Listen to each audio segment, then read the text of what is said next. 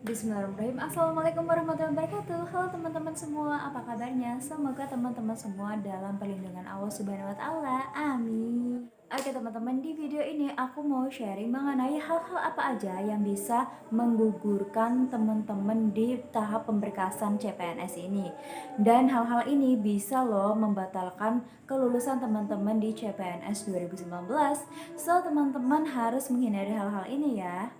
Don't skip this video, jangan lupa untuk subscribe, like, comment, serta share agar aku semakin semangat bikin videonya. And on we'll go, through the wastelands, through the highways, till my shadow turns to sun rays. Mungkin sebagai teman-teman mempertanyakan kenapa bisa ya Kak pemberkasan CPNS itu membatalkan kelulusan. Kan kita kan dari awal udah ada seleksi administrasi, harusnya kan udah clear kan mengenai kayak gini. Nggak gitu teman-teman, karena pada saat pemberkasan awal itu walaupun sudah dicek secara sistem dan manual oleh manusia, terkadang panitia seleksi juga ada lalainya. Mungkin karena dokumen yang begitu banyak diperiksa oleh panitia seleksi sehingga ya ada satu atau dua dokumen yang mungkin tidak sesuai dengan apa yang disyaratkan oleh instansi. Contohnya ini teman-teman, ini adalah kasus-kasus dari rekrutmen CPNS 2018 yang dibatalkan kelulusannya. Nah, aku harap banget ya teman-teman di seleksi CPNS 2019 ini nggak ada lagi yang namanya peserta CPNS dibatalkan kelulusannya. Jadi teman-teman harus menghindari banget hal-hal berikut ini agar teman-teman dilancarkan dalam mendapatkan nomor induk pegawai atau NIP. Yang pertama adalah jenjang pendidikan itu tidak sesuai dengan apa yang disyaratkan oleh instansi yang teman-teman daftar. Misalnya di suatu instansi itu kan butuhnya peranata komputer dan jenjang pendidikan yang dipersyaratkan adalah teknik informatika atau manajemen informatika atau pendidikan yang satu rumpun dengan komputer gitu kan. Nah, sedangkan teman-teman itu jenjang pendidikannya adalah S1 pendidikan TIK. Nah, itu kan beda banget ya teman-teman. Jadi hal kayak gitu tuh harus dihindari banget teman-teman dari awal. Atau untuk penyuluh pertanian misalnya butuhnya itu D3 peternakan atau D3 pertanian gitu kan. Sedangkan pendidikan yang teman-teman punya adalah D4 pertanian atau D4 peternakan. Nah, itu juga bisa membatalkan kelulusan teman-teman di pemberkasan CPNS 2019. Yang kedua adalah dokumen yang teman-teman kumpulkan tidak sesuai dengan apa yang disyaratkan oleh instansi yang teman-teman daftar. Hal kayak gini tuh bisa terjadi teman-teman. Misalnya dalam pengumpulan SKCK harusnya keterangan itu diisi dengan usul penetapan NIP.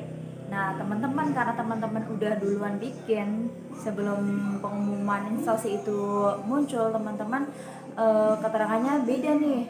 Keterangan teman-teman sekarang pemberkasan CPNS, nah itu kan beda. Nah kayak gitu, hal kayak gitu sepele tapi bisa membatalkan kelulusan teman-teman. Atau ada lagi nih surat keterangan sehat, itu biasanya ada instansi, sebagian besar instansi itu menginstruksikan untuk peserta CPNS itu tes kesehatannya itu setelah pengumuman dari instansi teman-teman daftar itu keluar. Misalnya teman-teman nanti pengumumannya itu 20 Oktober. Nah, teman-teman harus melakukan tes kesehatan itu setelah tanggal pengumuman itu. Jadi kalau teman-teman surat keterangan sehatnya, surat keterangan bebas narkobanya kayak gitu tuh sebelum tanggal pengumuman itu, teman-teman juga bisa dibatalkan kelulusannya. Yang ketiga, terdapat ketidaksesuaian atau perbedaan antara data pribadi teman-teman. Misalnya data nama teman-teman di ijazah, di KTP maupun di KK itu berbeda. Teman-teman harus dari sekarang mengubahnya, mengurusnya agar menjadi satu gitu kan. Bahkan harusnya teman-teman itu udah melakukan sinkronisasi ini sebelum teman-teman mendaftar CPNS. Yang keempat adalah jika akreditasi maupun IPK teman-teman tidak sesuai dengan apa yang dipersyaratkan oleh instansi. Khususnya misalnya untuk jurusan kumlot ya, lulusan terbaik itu kan ada persyaratan mengenai akreditasi kampus maupun jurusannya itu adalah harus A pada tahun kelulusan teman-teman. Jadi misalnya kalau teman-teman mendaftarnya jalur kumlot tapi ternyata saat kelulusan teman-teman itu akreditasinya masih B, itu bisa jadi teman-teman dibatalkan kelulusan CPNS-nya. Yang kelima adalah terlambat melengkapi data dari tanggal yang telah ditentukan oleh instansi yang teman-teman daftar. Jadi teman-teman harus menggunakan waktu secara efisien dan efektif agar semua persyaratan yang dipersyaratkan oleh instansi yang teman-teman daftar itu terpenuhi dengan baik, benar, dan lengkap ya teman-teman.